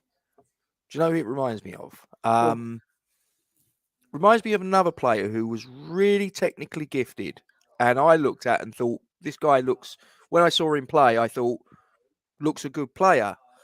But when he played in the Premier League, because I was watching him play in the Championship at this point, came to the Premier League and didn't look anywhere near the same player. And his name was Adel Taarabt. Remember him? Yes. Reminds me of him. And that's not me. I'm not trying to slag him off. I'm not trying to say he's this or that. I'm just saying that perhaps, is it a case that his capabilities, his strengths, his weaknesses, the whole package isn't suited to Premier League football, and that maybe he is a Championship player. There's no shame in that.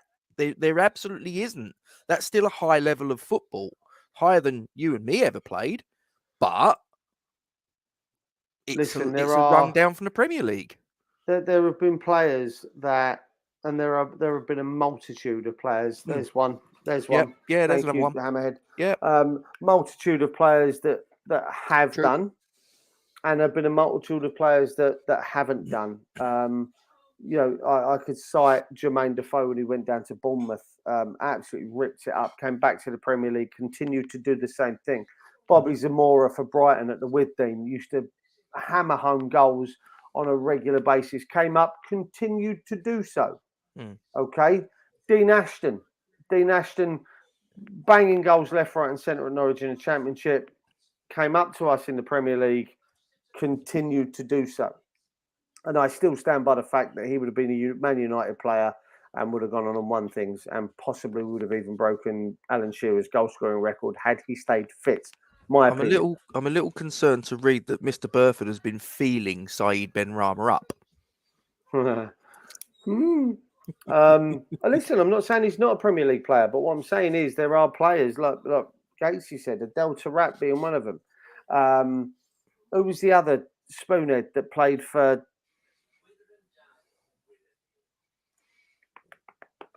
One Hit Wonder at Swansea? Pleased to. Huh? Pleased to meet you. Him. Yeah. Well done. Again, fantastic. I don't think he played in the Championship though, did he? He had one great season in the Premier League, and then off you go. Wilfred Bonney. Another one. Again, Graziano Pella. Yes. Is my name Duke? Yes, his name is Duke. Just to remember. Okay, you can go talk to whoever else. There are. Who's the other one? I'll tell you another player that looked great. Ravel, that had all the talent in the world. Yeah. Another one. Someone that looked good at the Championship, but so far I don't think has proved. And this is the thing. All I'm saying is, take West Ham fans out of the equation. If you got 19 fans of 19 other Premier League players and ask them the question, has Saeed Benrahma proven categorically he's a Premier League player? I don't think you'd get a resounding yes. And that's my issue. That for me is quite telling that the fans of other clubs, I don't think would universally say, yes, he is. Do you know what I mean? Ryan Sessegnon was another one. Fantastic in the Championship for Fulham. Tore defences to shreds. Come up to the Premier League. Nope. Who was the guy that we were linked with? Ended up at Huddersfield. I think he played for Blackburn. Oh, what was his name? Striker. Banged in goals. Bradley Dack. Who? Bradley Dack. No. This is going back probably 8 years ago. What was his name? People in the chat, come on, help me out. Pretty sure he was at Blackburn. Ended up at Huddersfield. No, behave, Sharky, for God's sake. Shit. Sheffield United, maybe.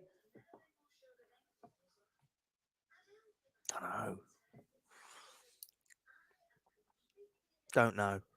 I can even give you Matej Vidra being another one that did really well in the Championship. Andy, behave. Will you help me out here? Oh, people winding me up. Striker. I'm going to remember it when we come off this stream, Rob, and I'm going to have to. That's the thing for me, Tom. It is a consistency thing. It's nothing to do with technical ability. It really isn't. He's got all the technical ability that a Premier League player could want and then some, but it's the consistent application of it. And it's also marrying that with the defensive discipline that you need, that David Moyes will demand from him. That's the thing that I think he lacks. Scott Hogan. No. Hulk Hogan? It was honestly, he was banging in goals for fun.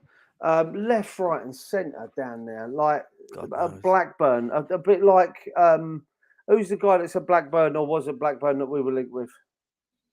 What? Adam Armstrong and Brereton Diaz. Oh yeah. He was a player like them, and he was banging in goals that for fun.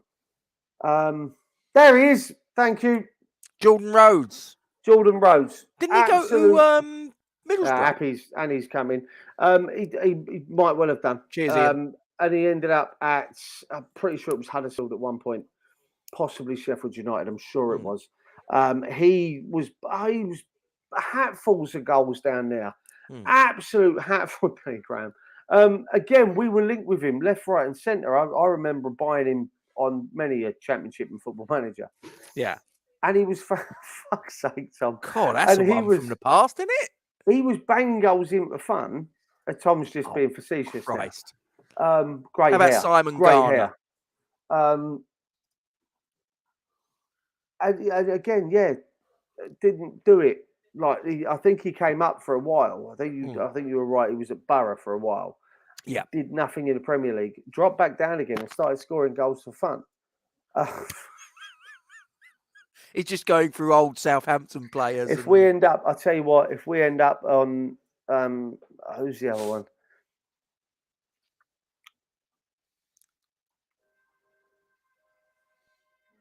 Watkins, just on that list there. I mean, Watkins had a great first season. This season, it's not quite worked out for him, has it? I think a lot of that, though, Rob, is to do with... and the other fella as well this season, Tony. Great season last season, 31, 32 goals. Not really. You know, Malpay, has he been great? I'm not saying he hasn't. But I think he's a average Premier League player, if I'm being honest. I think Bowen's twice the player he is. Yeah, you know, again, it's difficult because these players are great, and I'm not saying they're not, but Watkins had a fantastic first season. What have we seen from him again this season? Is it? I think last season you'd got 40, 50 million quid, not this season. Not now. All day long you would have got 50 million quid from last season. The problem is for him that they've had to shoehorn in Danny Ings. So now they're trying to find, they've spent this money on Danny Ings. And I feel that Watkins has suffered for it because Watkins is either being pushed to a wider role in much the same way as Timo Werner. That being said, who was it that said that? Hammerhead. I'd go for Werner all day. Look, Eddie Carbone. Who's the other pasta eating motherfucker? What, Di Canio? No, the other one that was with him.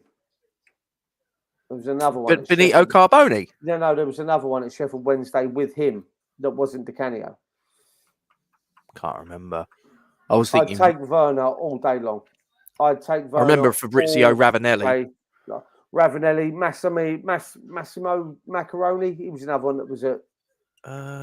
He was at Borough. Italian under 21. He was at Borough.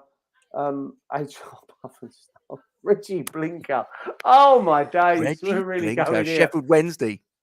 We're really going in. Marco Boogers. No one's mentioned him. To answer the Reds podcast, personally, 150. Oh, I mean, it's an interesting question. I'm guessing, like, what is he worth in the? Or are you United Reds podcast? Let us know. Yeah, we don't want to insult you by saying 1892. I'm guessing that's the year of the club WHUFC. I think it might be. Yeah. Yeah. Well, here's the thing. It's like, how much is Rife worth in the summer? Well, to who? To the buying club or the selling club? Because I think to us, he's worth probably inherently an awful lot more than he's worth to anyone that's going to buy him. Well, we said this before, Rob. It is Liverpool. Yeah. Welcome along. Thank you for coming. Thanks for joining us, mate. Hit the subscribe button, all the rest of that malarkey. In your opinion, in Reds podcast, does he fit into your side? Oh, 125. If you value him at 125, that's obviously what you think Liverpool will be willing to pay.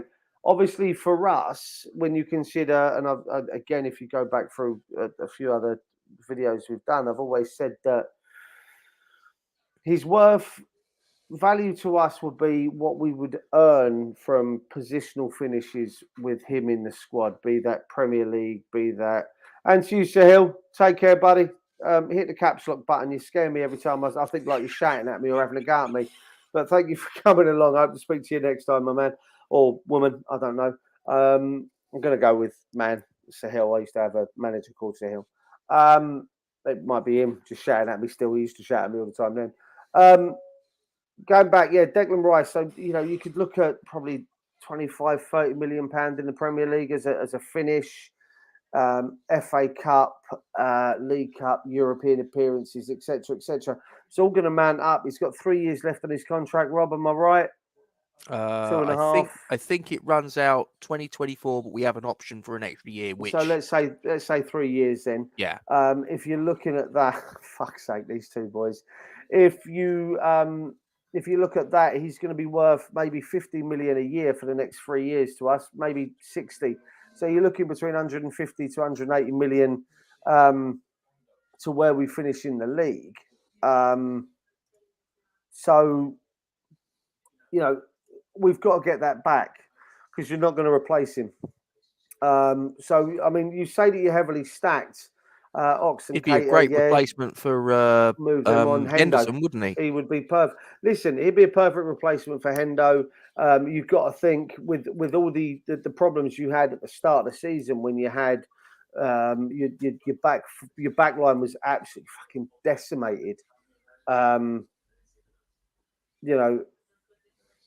He could play centre back as well. So.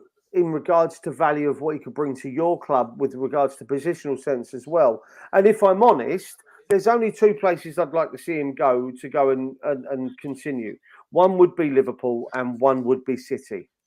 Okay. Do you listen to Talk Sport on a Sunday, Tom? Ian Allmandroid, Tom. I'll raise you and I'll take you to Ian Allmandroid at Aston Villa. Thank you, bastard, that he would. So, I mean, listen, I personally, how old's Naby Keita? 26. I'd take him in a swap deal if they wanted to lose him. If they were to give us 100 million, 110, 115 for Deck, and they gave us Keita in return, I'd probably take 27. that deal. 120, I'd probably take that deal then. I just think that, but the problem is that's all well and good, Reds.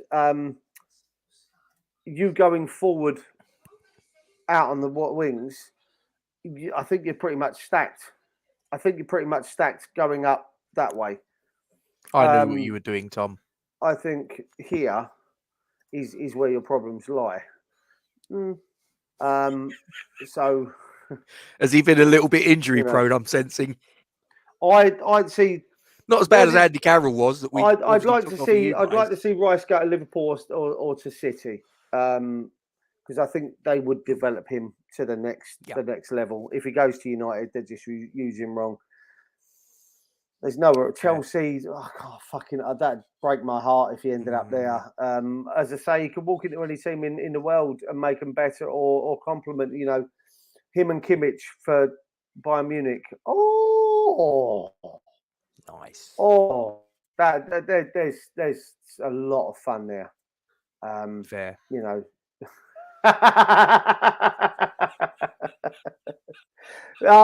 Scott reckons that Declan Rice should sit on the bench at City. No, Scott, he wouldn't. No. I'm really hoping you're being facetious because I don't like your Ben Rum comments. No, he'd get in that team, mate. Reds, especially once Fernandinho's off. I'm fairly confident. Yeah, he'd walk into that team. Reds, if I will, seeing as now, fuck it, I hope not. A long time ago. Do you know that you made a bid for him in the January transfer window? Are you got the authority to tell them this? No, fuck it, I'm going in. That was 3 months. That was 2 months ago. Bollocks. Okay.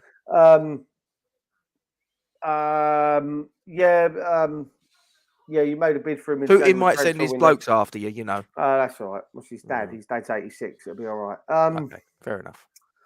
I think, Scott, you comment there about Grealish. There are better players in that forward line that are better than Jack Grealish. I think Jack Grealish was bought because he's an English player, and it would extend. I know it's a lot of money, but it extends their extends their Champions League squad by another 3-4 players. I know it's a lot of money, but there's part of the reasoning behind it.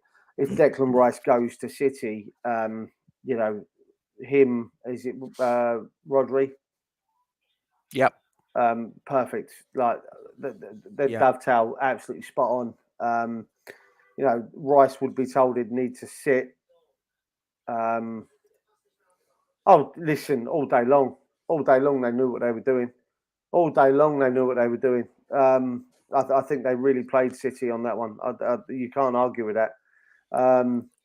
But again, that being said, listen, at the end of the day, money will come good. Now. I think he will come good. Of course he will. You saw him coming off the bench for England in the Euros, and he is a game changer. And you can do that in Premier League for City. He probably has been doing that I've not seen much of him up there, but probably do it for City as well. So, it's difficult. Okay, here we go then. Gone's the preview or the review. We're now into massively uncharted territory of an hour and 43 minutes. We've gone off on a tangent, haven't we? Screw the world we're in, haven't we? Unless you're going to get your mate turn up downstairs, I suppose. Well, if he turns up, I'd put him back for a door again. Don't matter. Duke's pub is quite near is it the largest police station in Europe? You told me, is that right? Yeah, it is. Yeah, largest police station in Europe. Goes 4 floors up and 4 floors down, and has stables for I think it's 200 horses in the space It's a big old place. Just that there. Kevin De Bruyne, I think he's about 30 now, isn't he? And he's getting a few injuries. So I'm not. Listen, again, fantastic player. I'm a fan, but he's probably sort of like coming past his peak, I would suggest. So I think Rice I think you'd get more than 15, 20 games, definitely. I mean, if you're talking about Premier League, if you're talking about in all competitions, he'll definitely get more than that. Gundogan's 31 now.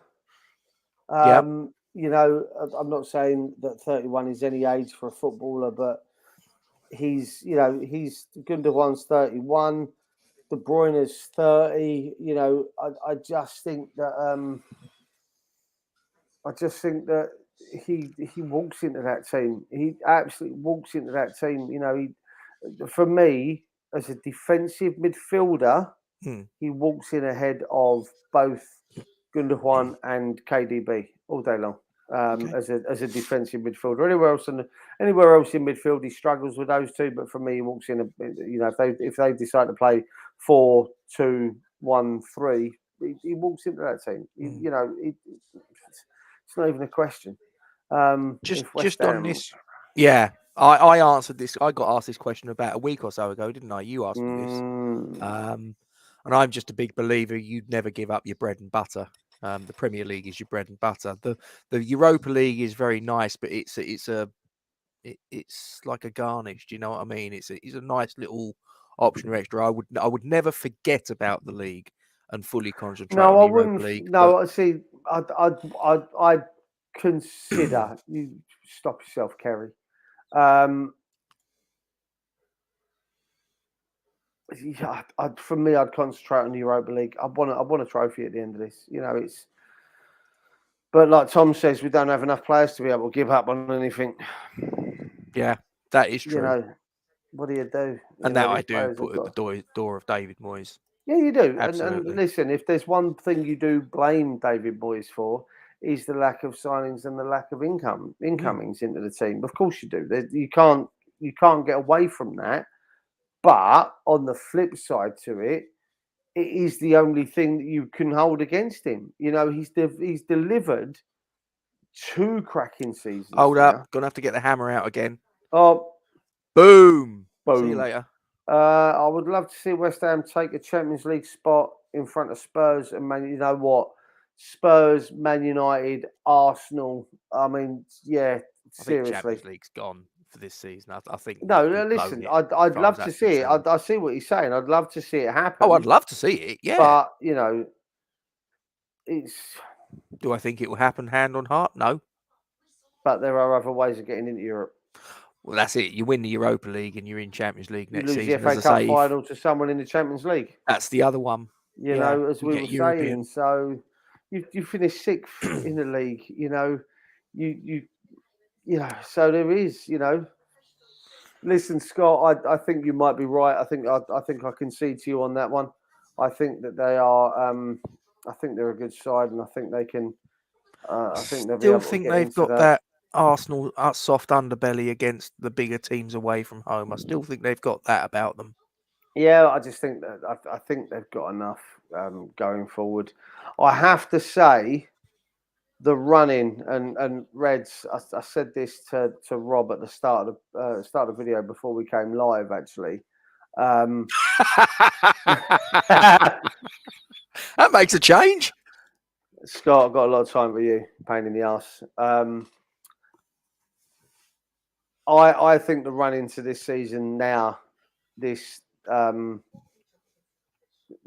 back end of the season with Liverpool and City at the top of the league, it's going to make for an interesting race now. I know Liverpool are now back to 6 points behind with a game in hand because of obviously the game yesterday was their cup final. So I think City beating Everton, I think put some 6 points clear with a game more. City are top, 27 played, 66 points. Liverpool are second.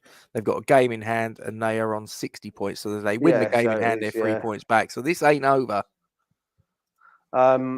Red says there, I think it goes down to the empty head. Yep. I don't know.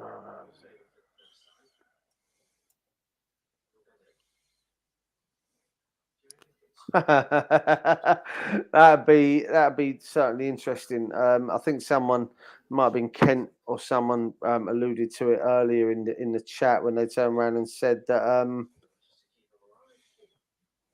we forewent our promotion to the old Division 1 to focus on the last FA Cup. 1980? Yeah, we forewent our promotional season as such to win the FA Cup, and I think it was faltering. When it was essentially the decision was made. But again, I feel the same way. I would forego fighting for top 6, top 7 to win the Europa League and finish 8th, 10th, 11th. I would. I'd love, or even the FA Cup. I'd love. Which would you favour? Europa. If you had to make a choice, Europa League or FA Cup, what wins? Ooh, We shall come back to you. We shall come back to you. That is a really good idea. Thanks for that. Cheers, buddy. Thank you very much. Look after yourself. We'll be in touch. We'll hopefully be in touch soon. Are you? I'll take it you're probably on Twitter. I'll find you on there. Will we? As that, I'm guessing. Yeah. Yeah. Okay. We'll if I had to pick Rob. No, you didn't. We're doing that tomorrow, Mr. Ben. Gluttons for punishment. Honestly, the nostalgia part of me would love the FA Cup. But the rewards are greater for the Europa League. You want to lift a domestic trophy at Wembley, don't you? That's my point. The nostalgia part of that is again,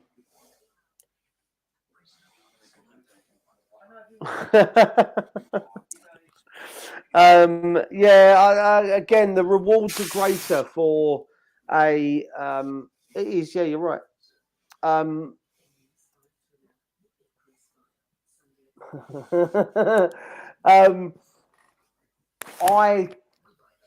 think that's a great idea. I think I might even sort of like make you wear a Saeed Ben Rama shirt, 22 on it. Wind your neck in. What? We'll discuss. Okay. I think the FA Cup, because I am a romantic, but I think you're second guessing it now, aren't you? But even the financial rewards of a Europa League win, which means we go into the qualifying stages of the Champions League, there's not a guarantee of getting into the Champions League proper. Will you fucking behave yourself, woman? Can't even. There's no guarantee of Champions League proper. So would we, if we don't qualify for that via the qualifiers, do we end up in a Europa League again? What if we must do, win? Because Celtic have the unwanted record of being knocked out of all three European competitions. Oh, in the same season. Yeah. Yeah, because they went out of the qualifying stage of the Champions League, didn't they? They then went. Listen, Tom. I think it's a great idea. Scott's coming with one at the end. Hang on. If you want to, triple XL, bring it on. I'll put it on. I'll wear it. I'll wear it in a video. I'll even start the video like that. All right. Or maybe even an Algeria shirt. What do you reckon? Whatever you want. A home, away, training kit as well. I'll tell you what. I'll even go third kit wanker, full kit wanker. Right. If you really want. I'll even go full kit wanker. All right. Yes, triple X happy. I like roomy, you cheeky cow. Only because you still fit into 13 to 14 from Gap Kids. I mean, I'm trying to be nice to her, Rob. I'm trying. She doesn't make it easy for me. Boots and shin pads, Tom. I threw mine away, I think, when I moved out. I was going to say, you don't play for the lads anymore, no? I'm still in the group chat as to if I can get Benny from Crossroads. I'll wear the woolly hat. I'll wear the beanie. Mr. Yan. Happy.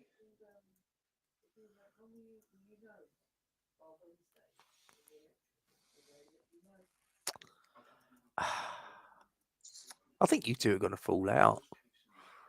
Either that or we're going to get married. It'll be one of the two. Yeah. What could possibly go wrong? And Hammerheads, yes, she is. She's happy. Are you 5 foot 5'5", are you? Is it 5'5" 1/4? 5'6" 1/4? It's something like that. But the quarter or the half makes a big difference, apparently. What are you implying? That she's small. But perfectly formed, of course. Yes, a perfectly formed ball. Oh, 5'1", look. 1.8. Don't forget the 0.8.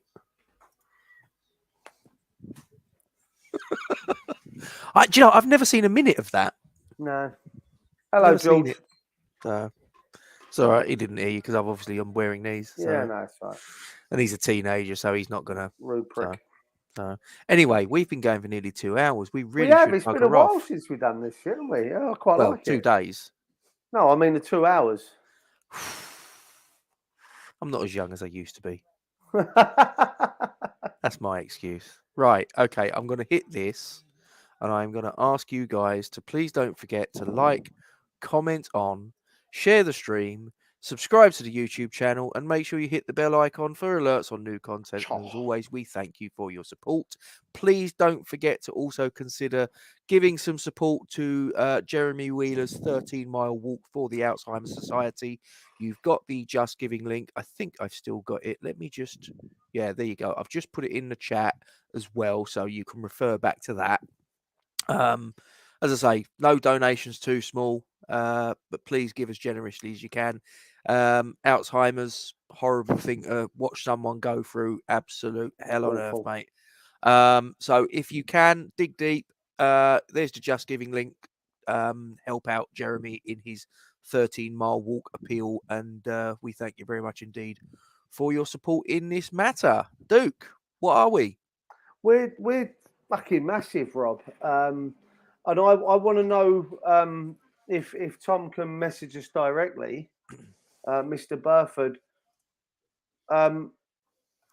what his wife still talks about that night. Probably the fact that it went on for what seemed like an eternity. Is that just the night with Tom, or was that the video? I don't know. Listen, it's not for me to say. Love you, Tom. Always have done. I'm staying quiet. Long time, apparently. Steady.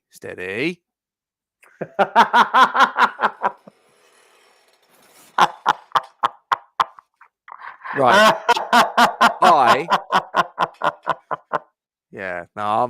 I'm saying nothing. I'm keeping. I did my gag about 15 inches earlier, and that's it. That's as far as I'm going. So, and if you missed it, anybody that's watching going, what joke about 15 inches? Then I'm not repeating it. You're gonna have to hit rewind. So anyway, right, you've done your bit to say. No, it was 15. It was 15, Walshy. You know, those extra 3 inches apparently could make an awful lot of difference. Anyway, I'm never going to find out. You've done We Are Massive, so I guess I've got to finish with my one, haven't I? Come on, you irons, and we'll see you tomorrow.